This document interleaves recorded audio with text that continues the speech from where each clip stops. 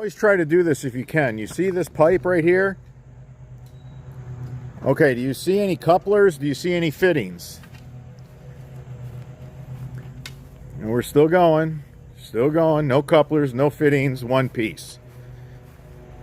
And then finally a catch basin, a sediment trap. So there you go.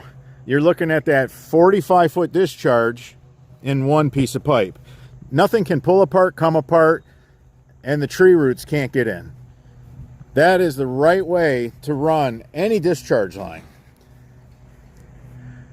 When you're building a yard drain system, take your brand new coils and start at the discharge and run that long discharge with that 100-foot coil or that 250-foot coil, whichever size you ended up buying, depending on how long you're run.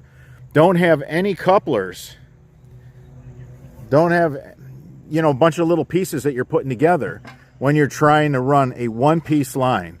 This is fail-safe. There's no way this can come apart.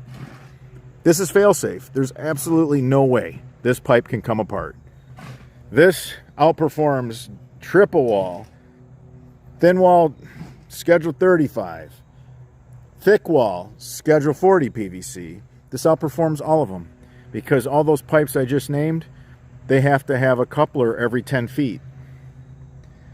Right here, we have 100-foot rolls and we have 250-foot rolls, depending on our discharge, which rolls we take to the job. If you enjoyed this video, give us a thumbs up. It supports the channel. If you have any questions regarding this installation, leave them in the comments section. I'm your host, Robert Sherwood, and until the next video.